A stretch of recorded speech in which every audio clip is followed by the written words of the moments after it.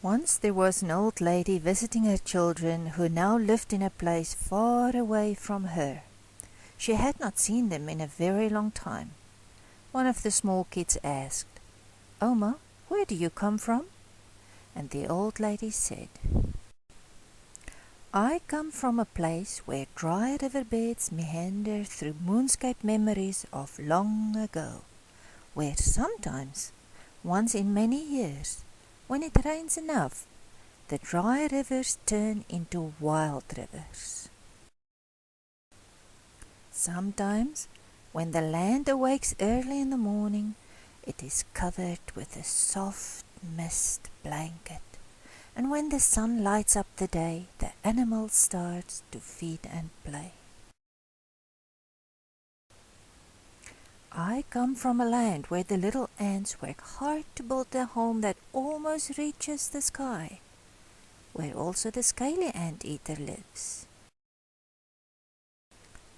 And sometimes, only after the first good rains have come, a type of mushroom, majoras, on the anthills grow, bigger than the circle of your arms. Somewhere in the east of the land, big baobab stands solid in the sand. Between its fat old trunks, bees, birds, animals, and humans find food, shade, and shelter.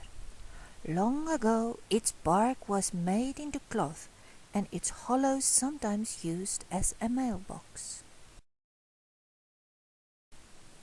Where I come from are little weaver birds, smaller than my hand, who build a community nest that covers a whole tree, and sometimes, when the nest is too big, it kills the tree. Hardy camelthorn tree searches hundreds of meters deep into the earth for a little water to keep him alive, but he survives, sometimes for hundreds of years. His leaves are fine and his flowers tiny, small, yellow, fluffy, powdery balls. He protects himself with long thorns which he uses like a bull uses horns. I am proud to be from the big white place, Etosha. There the game roam free and the Makalani palms stand tall. They look for rain and a little breeze to cool from the heat. With finger-like roots they grip the topsoil in big tight knots. Their stalks of rock-hard brown fruits the size of tennis balls are prized cattle feed. Where I come from, the sand dunes are many and very high. Some dunes turned into rock. Or maybe deep down is a mountain now covered all over with sand. Others move along as the wind blows and sand blasts everything in its way during desert sandstorms. Sometimes when you walk a dune, the friction of the loose sand sounds like a lion roaring at you. And the faster you run away down the dune, the harder and nearer the lion roars. Where I am from, our people are many shades of white, black, yellow, and brown. We are many different groups, and we all look and act differently and speak our own languages.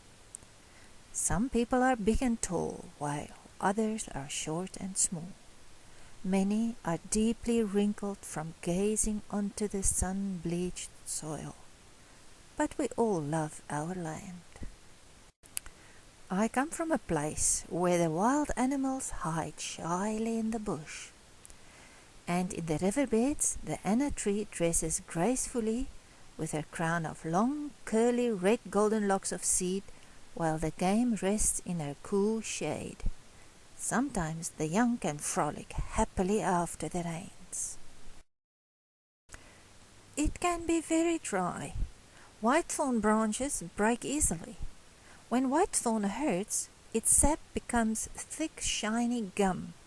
Baboons, ants, birds, and people love these sweets in the wild. So the tears that the whitethorn cries turns into food.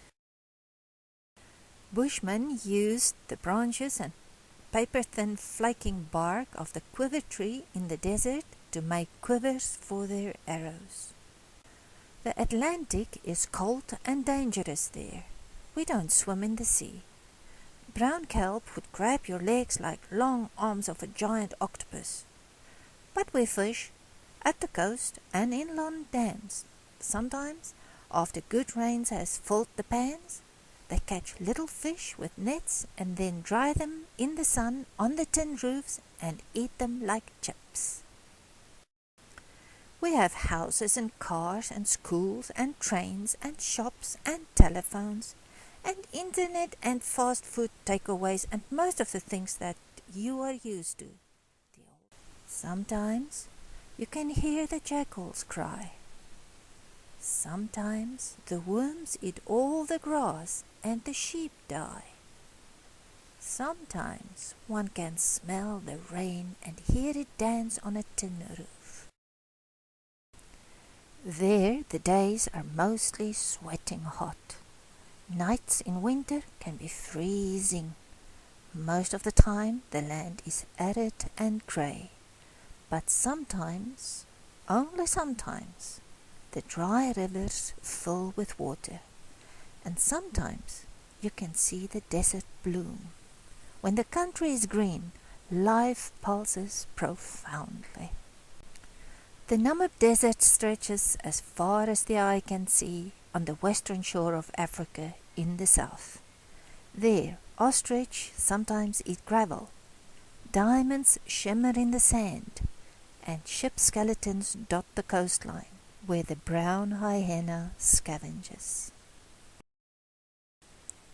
Wistfully she said, when at the end of day the campfire burns, the nightjars and geckos calls, and the scorpions search for prey. When the stillness of the night starts to drum in your ears, and the stars explode in the sky, then you too will feel the pulse of Africa. Her voice softly trailed off with longing nostalgia as she looked in her thoughts at the solitary ometacos on the savannah.